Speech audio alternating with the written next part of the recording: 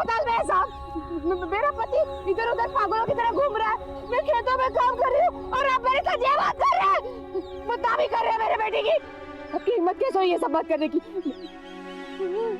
हिम्मत कैसे हुई आपकी? साहब मेरी बेटी छोटी सी है साहब, इतनी सी सब गुड़ियों के साथ खेलती है साहब। मेला जाने के लिए जिद कर दिया साहब। उसे तो खुद की भी कुछ सुध नहीं है साहब। क्या बोलता है तुम्हें सर? सागा खोटा बोलता है। मेरे बेटे के साथ नहीं हो सकता साहब, नहीं हो सकता। मैं विजू और रत्ना के दुख को समझ सकता था। मेरी अपनी एक 11 साल की बेटी है और मैं जब भी चिक्की को देखता मुझे वही नजर आता। इस केस ने मुझे अंदर से हिला कर रख दिया था। कभी कभी मैं ये समझ नहीं पाता इंसान इतना बड़ा हैवान कैसे बन सकता है। चिक्की को रेप करके जलाया गया था। कोई इंसान तो ऐसी हरकत नहीं कर सकता। लेकिन हमने भी ठान लिया था कि चिक्की को इंसाफ दिलाने में कोई कसर नहीं छोड़ेंगे। इस एरिया का चप्पा चप्पा छान मार। सर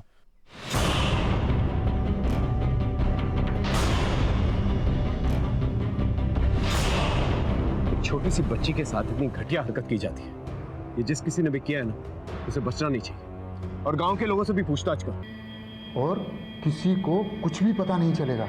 पर सर अगर किसी को पता चल गया? किसी को कुछ भी पता नहीं चलेगा। चिक्की क्या हो गया तुमको? तुम जाओ जाओ, चिक्की आ जाएगी। शुक्रिया बेटा, शुक्रिया। हाँ नमस्कार। चलो नम्रता, चिक्की जिस स्कूल में पढ़ती थी उसके हेडमास्टर प्रभु शिवालकर को थाने भेजो। Okay sir.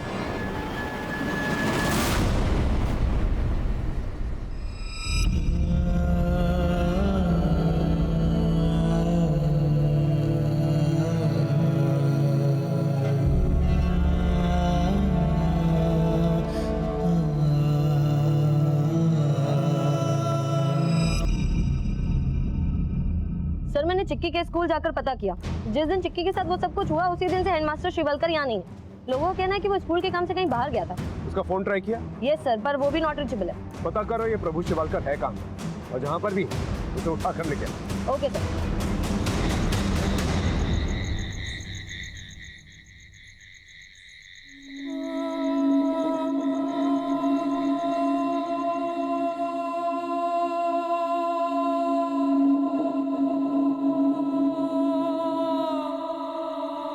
खाना खाओ।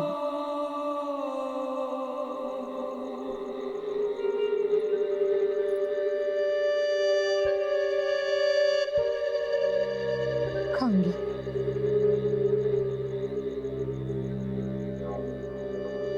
आप भी बिल्कुल चिक्की की तरह जिद्दी हो गया। वो भी खाने से भागती थी, तुम भी भाग रहे हो। ले। नहीं बाबा, मुझे भूख नहीं है। खाना नहीं खाएगी तो ताकत कैसे आएगी, और ताकत नहीं आएगी तो दिमाग कैसे चलेगा?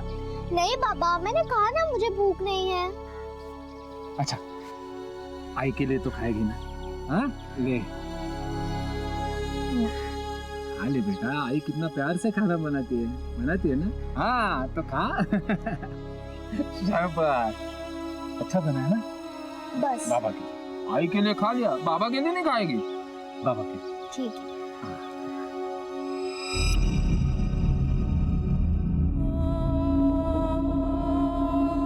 अच्छा तुम चिक्की को जैसे खिलाते थे वैसा खिलाए? हाँ? ये तुम्हारे नाम का।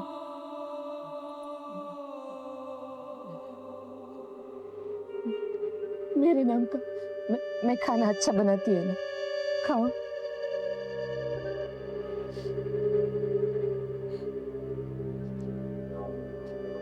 चिक्की के नाम का।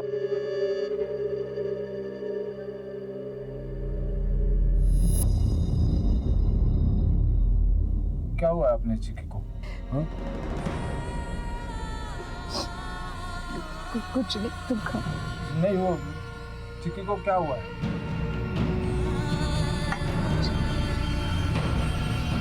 सुन, क्या हुआ है चिक्की को? बोलना।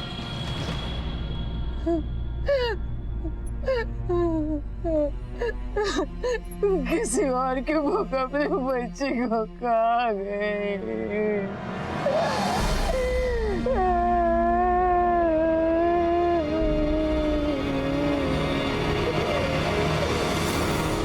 सर, प्राइमरी डीएनए रिपोर्ट के मुताबिक चिक्की के नाखून में मिले स्किन के ट्रेस और उस कॉन्डोम में मिले सीमेंट का डीएनए मैच हो रहा है। हमारे पास असली कल्प्रिट का डीएनए सैंपल था और उसी के जरिए हम असली खूनी तक पहुंचने वाले थे।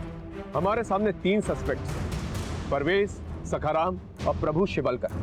प्रभु शिवलकर को अब तक हम ढूंढ नहीं पाए, लेकिन बाकी 2 हमारी नजर में।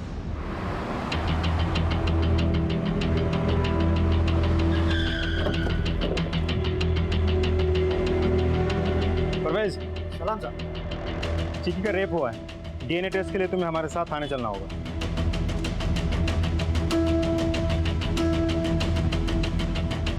इंस्पेक्टर साहब कैसी बातें कर रहे हैं? चिक्की मेरी बच्ची जैसी है। देखो, हम सिर्फ हमारा काम कर रहे हैं।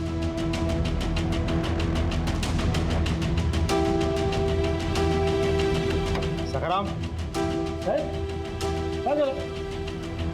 सखाराम, चिक्की के साथ रेप हुआ है। चिक्की के साथ रेप? शक के घेरे में तुम भी हो। हमें तुम्हारा डीएनए टेस्ट करवाना है। इसकी परमिशन हम लेकर आए हैं। आओ साहब, जरा तोड़ आवरा, कुछ भी बोलेंगे आप। वो चिक्की के माँ बाप के साथ मेरा जो भी झगड़ा है ना, वो अलग है, लेकिन मेरा खंडोबा जानता है, मैंने गोटिया और चिक्की में कभी फर्क नहीं किया। उसको हमेशा अपनी बेटी जैसा माना है। कोऑपरेट करो हमारे साथ प्लीज। सर, शिवालकर अभी अभी वापस आए, वो घर में ही है।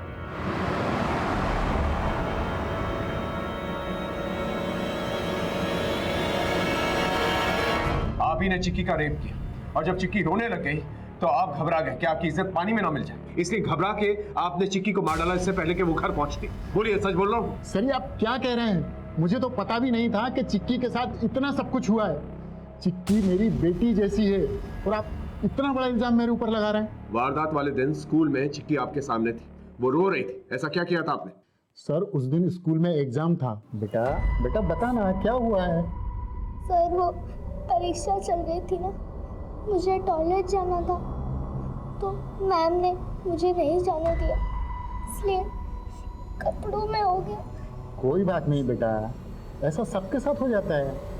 पर सब हंसेंगे ना। किसी को कुछ भी पता नहीं चलेगा। पर सर अगर किसी को पता चल किसी गया? को कुछ भी पता नहीं चलेगा। सर वो बहुत रो रही थी और बेहद शर्मिंदा भी थी, बस इसीलिए मैं उसके साथ उस दिन रुक गया था। आप चाहते हैं हम आपकी कहानी पे विश्वास करें? सर मैं सच कह रहा हूँ। वो तो खैर पता ही चल जाए कि आप सच बोल रहे हैं या झूठ जब आपका डीएनए टेस्ट होगा। DNA test? सर आप ऐसे कैसे मुझ पे इल्जाम लगा सकते हैं? हम इल्जाम नहीं लगा रहे, हम सिर्फ अपनी कार्रवाई कर रहे हैं। So please cooperate.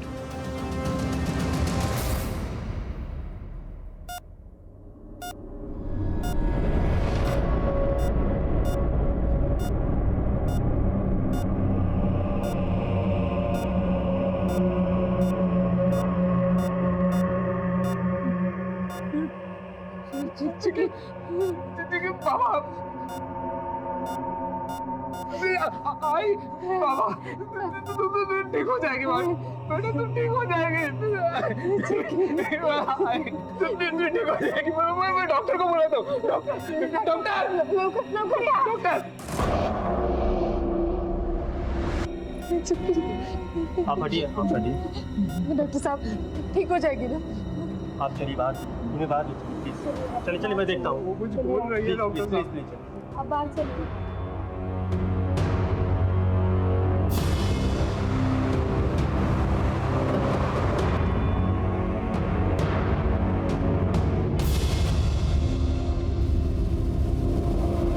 I am sorry, हम चिक्की को बचा नहीं पाए।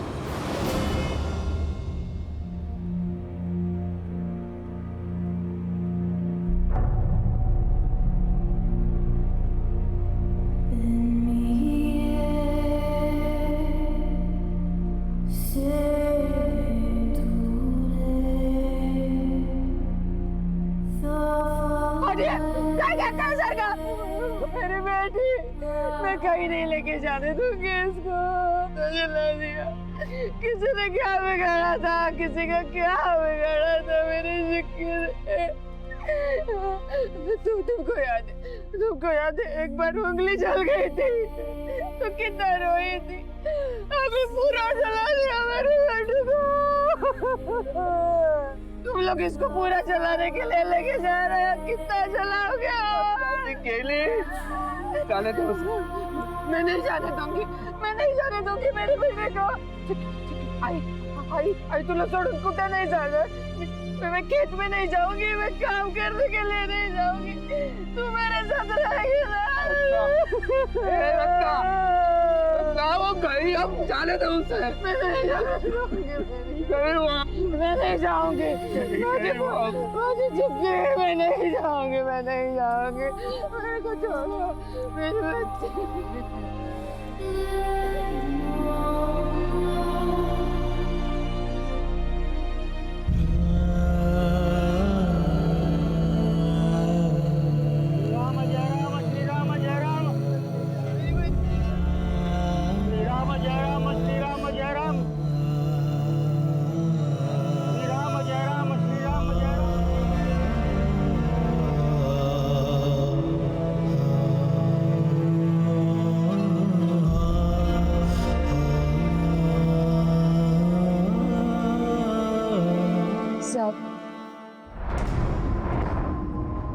जीते जी तो मेरी बेटी को इंसाफ नहीं मिल पाया साहब, मरने के बाद मिल जाएगा ना साहब।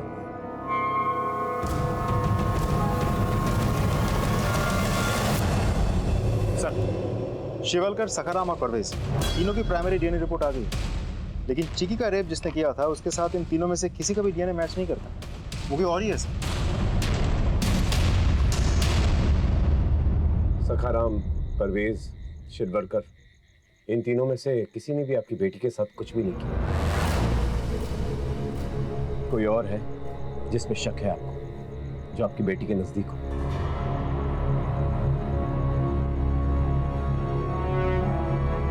पता नहीं साहब, हम लोग हमेशा चिक्की के साथ नहीं होते थे। चिक्की स्कूल से सीधा घर पे ही आती थी और हम लोग देर शाम को खेती से काम कर वापस आते थे। कभी कोई ऐसी बात जो आप दोनों को अजीब लगी हो?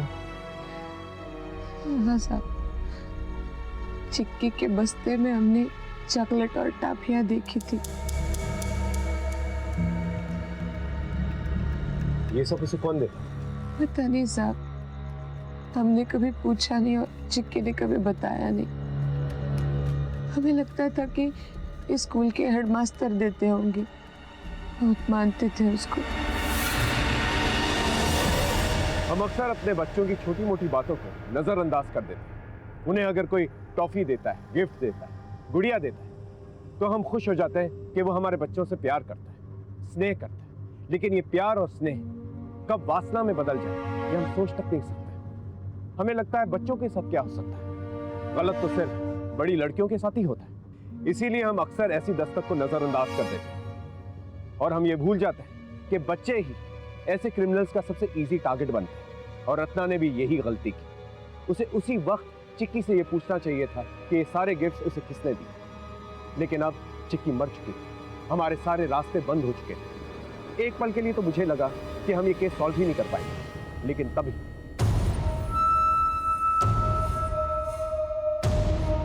चलिए हटिए।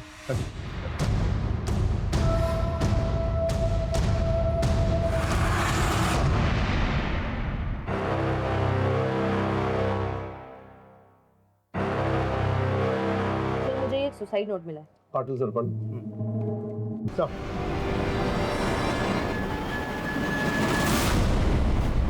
सर, सखाराम की प्राइमरी पोस्टमार्टम रिपोर्ट। आप सही थे सर, सखाराम को पहले गला घोट के मारा गया था, फिर लटकाया गया था। एक और इंटरेस्टिंग बात सर, सखाराम के पास से हमें जो सुसाइड नोट मिला था उसमें जो हैंडराइटिंग है वो सखाराम के हैंडराइटिंग से मैच नहीं करती। सवाल ये उठता है, सखाराम को कौन मार सकता है? हो सकता है सखाराम को विजू और रत्ना ने मारा। वो लोग वैसे भी गुस्से में थे, इसे सखाराम को मारकर गोटिया को गायब करवाते या फिर गोटिया को भी मारते, दोनों को बुला के लिखा। देखो विजू, खून का बदला खून नहीं होता। तुम दोनों को सिर्फ शक था कि सखाराम ने तुम्हारी बेटी को जलाया। इसका यह मतलब नहीं उसका खून करके तुम दोनों भी खूनी बन जाओ। हमने नहीं सर, भगवान ने ली उसकी जान। उसने हमारे चिक्की के साथ गलत किया ना, तो भगवान ने सजा दिया उसको। उसने लिख के भी तो रखा था ना साहब। वो सखाराम की राइटिंग नहीं थी, तुम दोनों ने ही मारा है उसे, और गोटिया को भी उठवा लिया, क्योंकि दोनों को मार के तुम दोनों को ही फायदा है। अब सारी की सारी जमीन तुम लोगों की है। मैं थूकता हूँ ऐसी जमीन पे साहब में, जिसके कारण उसने मेरे बच्चे की जान ली है। अरे जाओ ना साहब, असली खूनी को ढूंढो, हमको काय को तकलीफ दे रहे। ये सब नाटक करने की जरूरत नहीं है।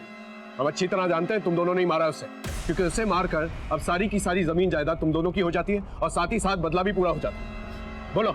नहीं सर, हमने कुछ नहीं किया। खरच हमें सखाराम की बॉडी को अंतिम संस्कार के लिए उसके परिजनों को सौंपना था, और सखाराम की किस्मत देखिए, हमें उसकी लाश को सौंपने के लिए उन्हें ही बुलाना पड़ा जिनके ऊपर हमें सखाराम की कत्ल का शक है, क्योंकि विजू और रत्ना ने सखाराम की बॉडी को लेने से इनकार कर दिया। इसलिए सखाराम के अंतिम संस्कार के लिए हमें वहां के सरपंच और परवेज को बुलाना पड़ा।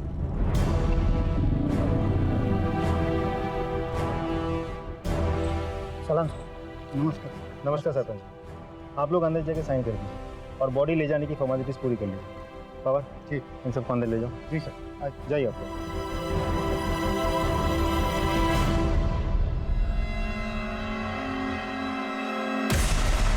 सारी कागजी कार्रवाई तो हो चुकी है सरपंच जी, आप बॉडी को अस्पताल से ले लीजिएगा। ठीक है, नमस्कार। सलाम।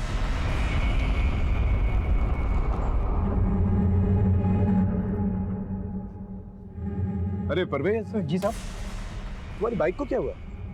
उस दिन बताया था ना साहब, वो खेत की मेड़ पर गिर गई थी। हाँ, अब हाथ कैसा तुम्हारा? ठीक है साहब। ठीक है। सर कुछ नोटिस किया आपने? परवेज ने कहा उसकी बाइक खेत के मेड़ पे गिरी थी, वहां तो कच्ची मिट्टी होती है, और बाइक को देख के लगता है कि वो मेड़ पे नहीं बल्कि रोड पे गिरी थी। हाँ सर, और बाइक पे येलो मार्क भी लगा हुआ था। ये तो वही कलर है जो हाईवे पे मार्किंग के लिए यूज होता है। तो जरूर बाइक का एक्सीडेंट किसी ऐसी जगह पे हुआ है जहां पर रोड की मार्किंग्स चल रहे होते। पता करो पिछले कुछ दिनों के अंदर कौन कौन से रोड पे येलो मार्किंग से काम चल रहा है। सर, हाईवे की फुटेज आ गई है, लगा।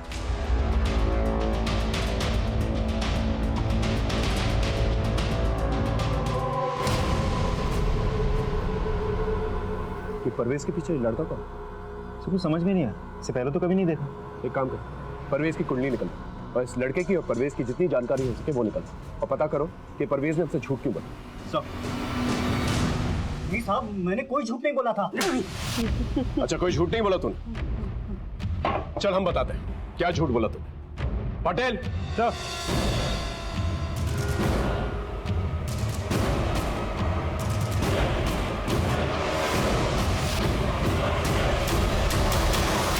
ये तेरे बीवी का भतीजा सईद उस वक्त एक्सीडेंट में तेरे साथ था, ये बात क्यों छुपाई थी हमसे? बोल।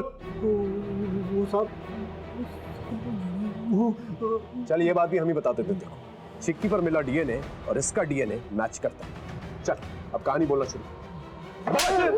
सर मैं बताता हूँ। बोल। मैं बताता हूँ सर, मैं अक्सर यहाँ पर आया करता था फुफ्फी के पास रहने के लिए। मुझे चिक्की पसंद आ गई थी सर, और उसे फ्रेंडशिप करने के लिए मैं उसे चॉकलेट्स और बाकी सारी चीज़ें भी देता था। जब चिक्की अपनी माँ से मिलने गई थी तो तूने ही रोका था ना उसे? जी सर मेरा दिमाग ही खराब हो गया था, मुझे कुछ समझ में नहीं आ रहा था। मुझे कैसे भी करके चिक्की चाहिए ही थी, और गंदी वीडियोस की लत लग गई थी सर मुझे। और मैं अपने साथ साथ कोटिया और फुफ्फी के बेटे अफजल, इन दोनों को भी वो गंदी वीडियोस दिखाया करता था सर। जो गंदी फिल्मों में जो भी कर रहे हैं ना, ये सब मैं असली में भी करके दिखा सकता हूँ। देखना है? हाँ देखेंगे ना। मैंने कहा ना मेरे एग्जाम चल रहे हैं, मुझे पढ़ाई भी तो करनी है। तुझे चॉकलेट खानी है ना? हाँ खानी। खानी है ना, तो फिर 2 मिनट में जाके चॉकलेट खा के वापस आ जाना। पक्का 2 मिनट? हाँ पक्का 2 मिनट। चल चल जल्दी चल। आ गई तू? तूने बताया ना इसे कि मैं इसे बहुत सारे चॉकलेट्स देने वाला हूँ। हाँ भैया, सब बता। आ जाओ, चॉकलेट्स देता हूँ। चॉकलेट्स का है? सबर रखो, देता हूँ चॉकलेट्स देता हूँ। कौन सा वाला खाएगी बता, बैठ जा।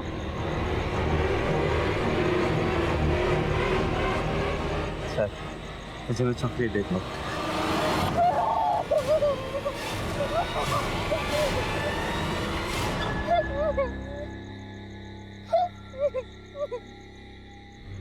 सईद भाईजान, गंदी फिल्मों में तो लड़की रोती नहीं है, हंसती है, फिर ये चिक्की क्यों रो रही है? अरे कुछ भी नहीं, ये सब चलता रहता है रे। मैं आई बाबा को सब कुछ बता दूंगी। मैं पुलिस स्टेशन में जाऊंगी और तुम लोग ही कंप्लेन करोगे और जेल में मरोगे तुम तीनों। मैं पूरे गांव को सब कुछ बता दूंगी कि तुम लोग ने मेरे साथ क्या क्या किया है। हम सब बहुत घबरा गए थे। चिक्की ने धमकी दी थी कि वो सबको बता देगी। मैंने वहाँ पर पास पड़ी लैंटर्न के केरोसिन से उसे जला दिया और हम सब वहाँ से भाग गए। अफजल बहुत घबरा गया था सर, और उसने घर पर आकर फूफी और फूफा दोनों को सब कुछ बता दिया। क्या किया तूने? क्यों किया? बहुत आग लगी हुई थी। अरे क्या कर रहे हैं? चुप कर। मेरे भाई का एक ही बेटा है, बचा लीजिए। देखिए किसी को पता चलने से पहले इसे यहाँ से बाहर छोड़ दीजिए। बचा लीजिए, नाम के हाथ जोड़ते हो, पैर पड़ते हो, बचा लो इसे। अरे आगे देखिए।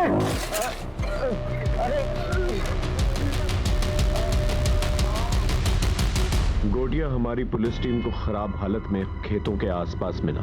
इलाज के बाद हमने उसका बयान दर्ज किया, जिसकी मदद से सखाराम मर्डर केस सॉल्व हो पाया। सखाराम को क्यों मारा? मैंने सखाराम को नहीं मारा साहब।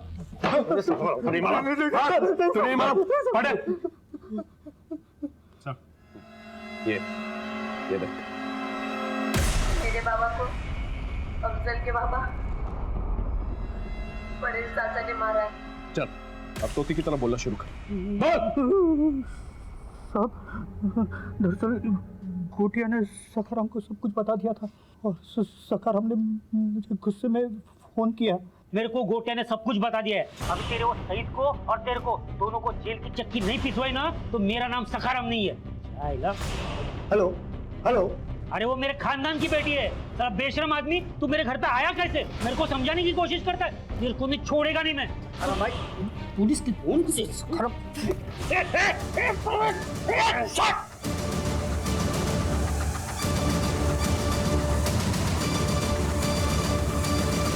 बाबा क्या?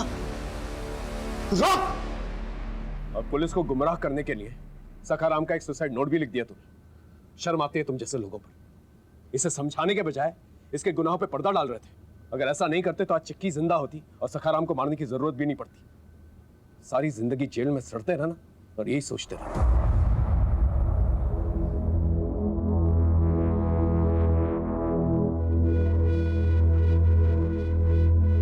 गोटिया को हमने उसके आखिरी रिश्तेदार विजू और रत्ना के हवाले कर दिया और उन्होंने भी उसे खुशी खुशी अपना लिया, क्योंकि अब कहीं ना कहीं वही उनकी खुशियों का सहारा था। सईद मोबाइल में गंदी फिल्में देखा करता था और कहीं ना कहीं ये भी एक वजह थी उसका ये घटिया काम करने की।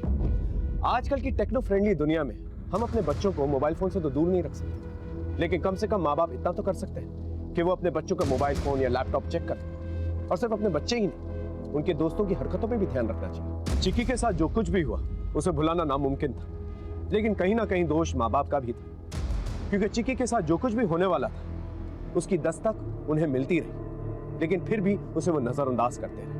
बच्चे मासूम होते हैं और उनकी मासूमियत का फायदा कोई भी उठा सकता है, इसलिए हमारा फर्ज बनता है उनकी हिफाजत करना, क्योंकि बच्चे जो उनकी दस्तक सुन नहीं पाते।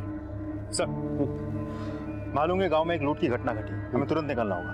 सर इसके साथ में सीनियर इंस्पेक्टर गिरीश कुलकर्णी आपसे विदा लेते हैं। देखते रहिए क्राइम पेट्रोल दस्तक। मकसद बताना नहीं, बचाना है।